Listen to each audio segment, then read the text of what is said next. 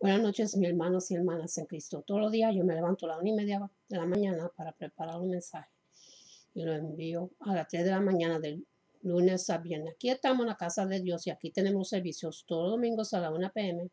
y también tenemos los estudios bíblicos todos los jueves a las 7 p.m. Vengan todos para adorarle a Dios en espíritu y en verdad. Y hoy seguimos con la segunda parte de agradarle a Dios. En el Medio Oriente están al borde de la guerra, la montaña sangrienta. Sobre la montaña del templo, Jerusalén es una área de 35 acres, sobre la cual está situada la mezquina, conocida como la culpa dorada de la roca. Los palestinos llaman esta mezquina el santuario noble, pero los judíos creen que esta tierra pertenece a Israel. Por lo tanto, ellos ven la mezquina como la abominación desoladora de que habló el profeta Daniel, puesta donde no debe estar. Evangelio de Marcos capítulo 13, versículo 14. Los judíos están convencidos de que se reconstruirá el templo de Israel en el mismo lugar en el que se encuentra la mezquina. Hay un rabí prominente señalar a la culpa de la roca y dice: el templo se reconstruirá aquí mismo y no en ningún otro sitio. Los investigadores del rabí ya recrearon las vestimentas sacerdotales y los utensilios necesarios para adorarle en este tercer templo. Esto incluye un misrach de plata para recoger la sangre de los animales sacrificados, así como un menorá. El menorá es un candelabro adorado que vale millones de dólares. Los rabis y los mulans dicen que Dios les ha dicho que se tomará nuevamente la montaña por sangre. Otros reportes revelan que se han completado ya los planes judíos para construir el tercer templo.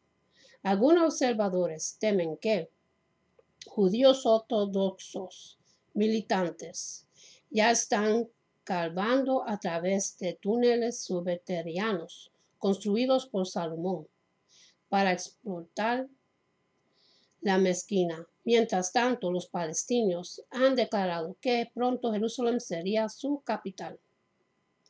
Por favor, no me malinterpreten. No quiero que haya ningún tipo de violencia en el Oriente Medio, pero la Biblia predice claramente que habrá guerra en Israel, por lo tanto no nos debería sorprender que nos despertemos una mañana y leemos: mezquina árabe destruida, Egipto, Siria, Irán y Jordania le declaran la guerra a Israel. Algunos vemos una calma por un tiempo. Creo que nos estamos acercando rápidamente al cumplimiento de la profecía bíblica y a la venida de Jesús. Aumentará las tensiones del mundo con odios feroces, amargas luchas, levantamientos por motivos raciales, genocidios. Así que, ¿cómo deberemos responder como cristianos? Debemos amar las almas de esos palestinos que dejaron caer piedras desde el tope del muro de lamentaciones sobre los judíos que estaban orando ahí. Debemos amar a los judíos que dispararon y mataron 2,000 palestinos. Deberíamos amar a los siervos que han masacrado a miles en los Balcanes y a la gente de Kosovo que se ha vengado de los siervos. Solamente un creyente maduro que ha creído puede aceptar la palabra de Jesús. Amar a tus enemigos, orar por aquellos que te persiguen y por los que te usan.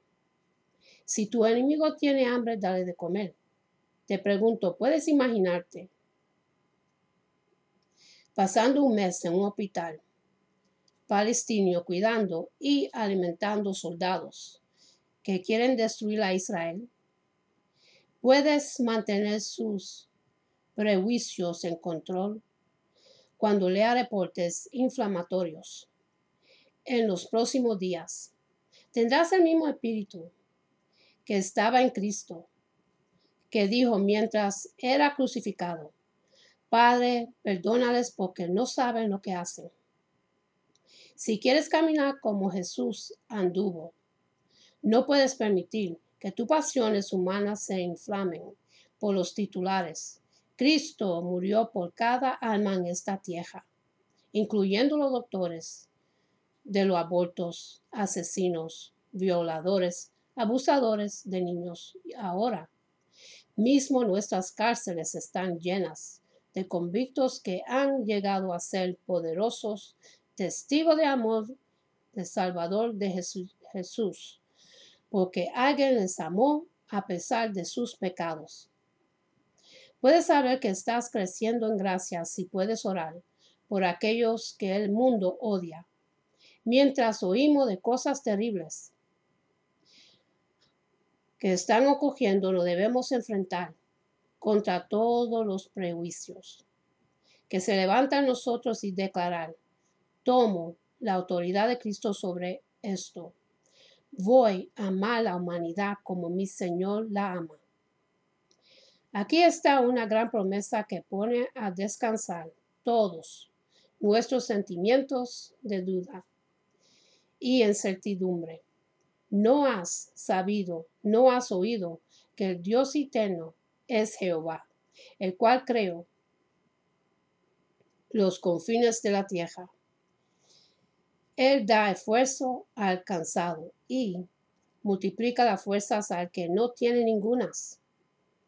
Pero los que esperan a Jehová tendrán nuevas fuerzas, levantarán alas como las águilas, correrán y no cansarán, caminarán y no se fatigarán. Isaías capítulo 40, los versículos 28 hasta el 31. En realidad, Cristo nos está ordenando a visualizar la condición de la condenación del alma de nuestros perseguidores. No debemos consolarnos pensando que Dios algún día va a vengarse de sus pecados en contra de nosotros. Al contrario, debemos orar por ellos.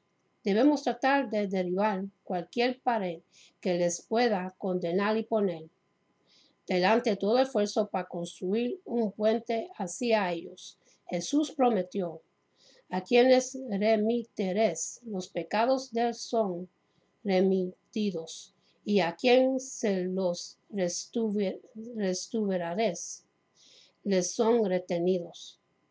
Evangelio de Juan capítulo 20 versículo 23.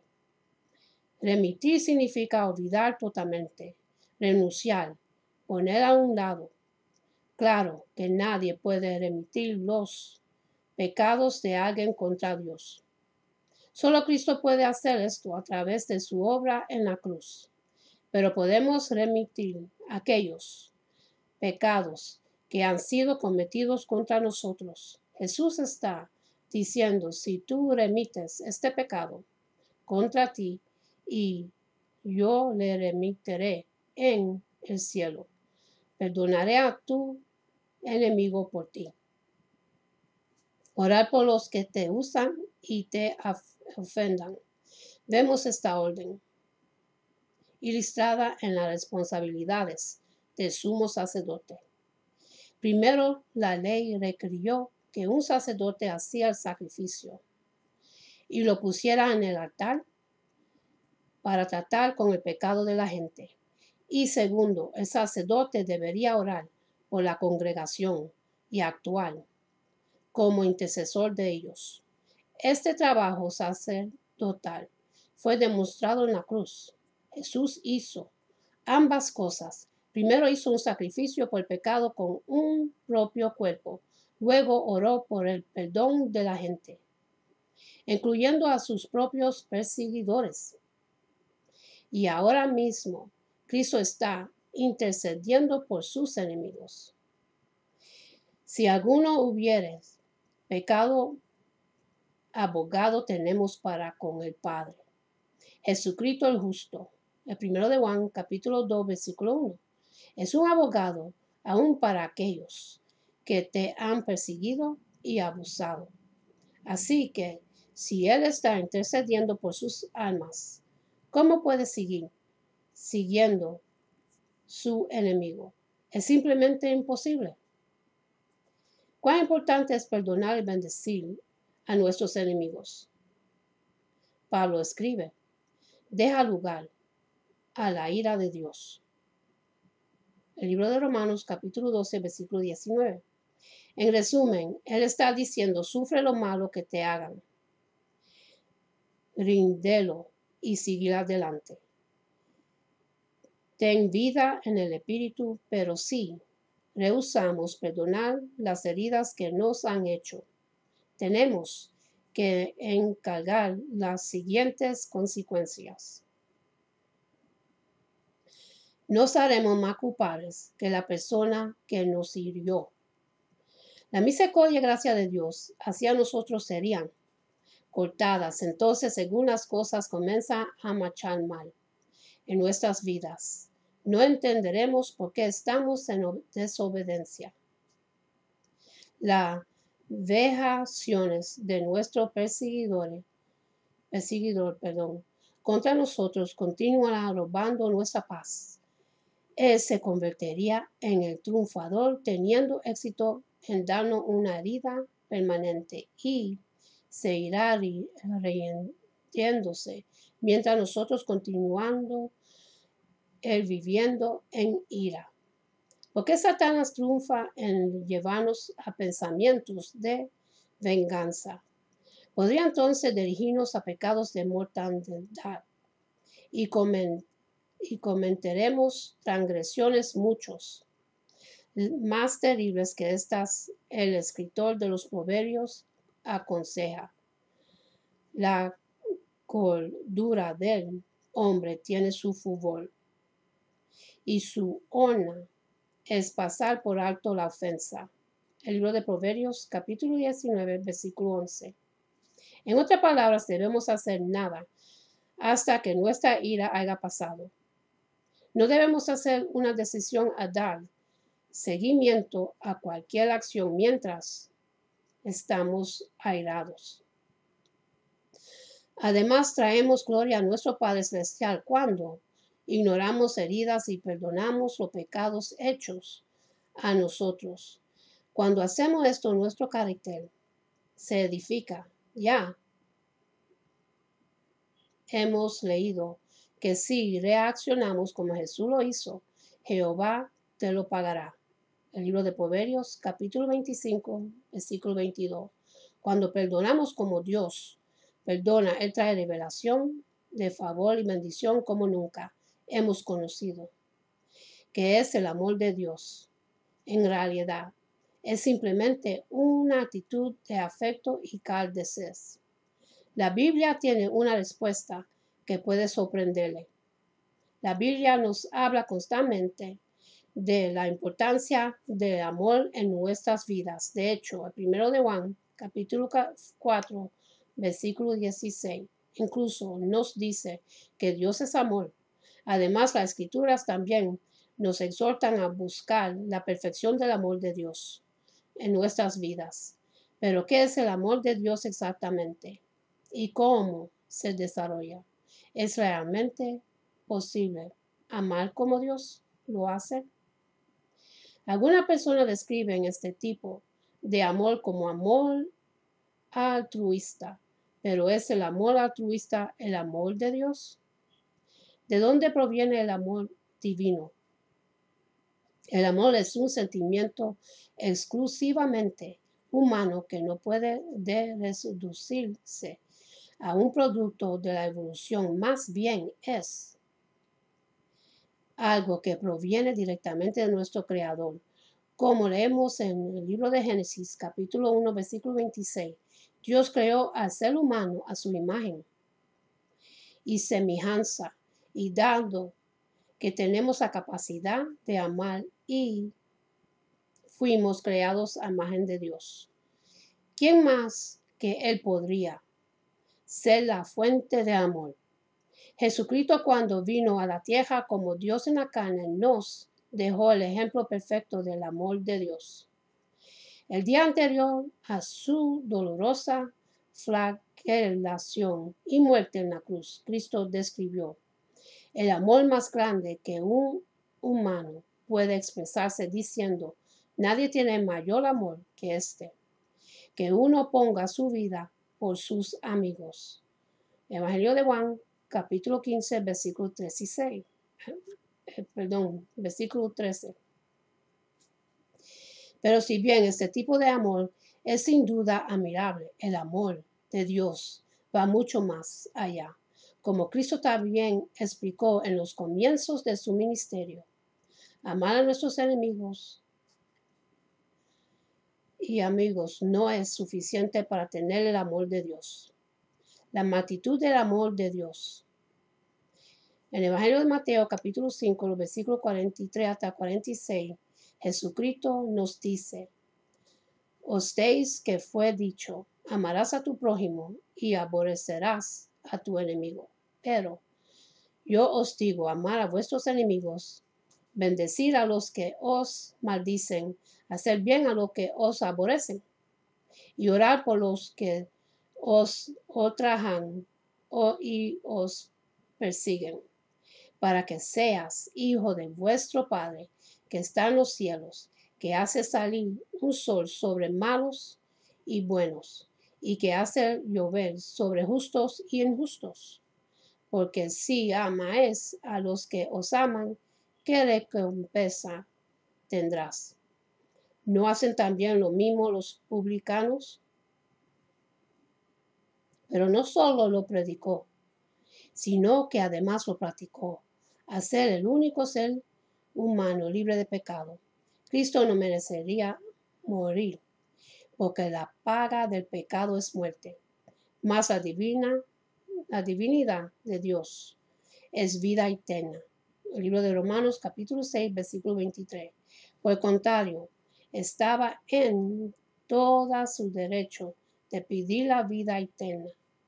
Sin embargo, Cristo decidió sacrificarse por nosotros y dijo a su Padre que daría su propia vida para pagar por los pecados de sus amigos y, lo que es más, los de sus enemigos también.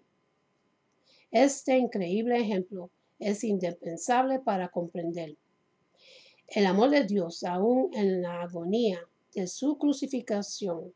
Y mientras sus enemigos lo mataban, Cristo pidió por ellos diciendo: Padre, perdónanos porque no saben lo que hacen. Evangelio de Lucas, capítulo 23, versículo 24. ¿Sería usted capaz de amar de esta manera? Sin duda, este tipo de amor es una de las cosas más difíciles de desarrollar, pero la recompensa vale la pena. Y aún hay más que decir sobre el amor de Dios. El amor altruista suficiente. Claramente el amor altruista, sacrificarse uno mismo por el beneficio de los demás, es una de las expresiones más puras del amor humano. ¿Qué mejor ejemplo de amor altruista que dar la vida por alguien más? Pues bien, en el 1 de Corintios, capítulo 13, versículo 3, Pablo nos explica que el hecho de dar la vida por alguien no implica que tengamos el amor de Dios. Y se repartiese todos mis bienes para dar de comer a los pobres, y si entregase mi cuerpo para ser quemado y no tengo amor, de nada me sirve. En énfasis añadido, así es estar dispuestos a sacrificarnos por los demás, aún al punto de dar la vida. Es uno de los requisitos para desarrollar el amor de Dios, pero tampoco es suficiente de recreer aún más que esto. Libro de Romanos capítulo 5 versículo 7. Pero ¿cómo puede ser posible? ¿Cómo se desarrolla el amor de Dios? Muy pocas personas en el mundo entienden el plan de Dios. Si usted desea más información al respecto,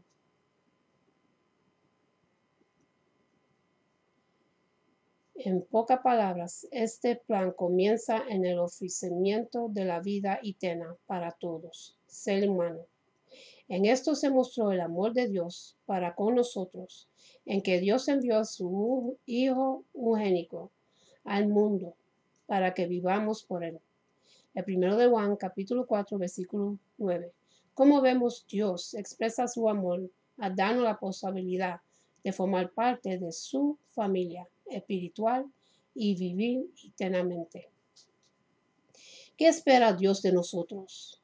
Espera que sigamos los pasos de Jesucristo y desarrollemos el mismo amor que Él tuvo.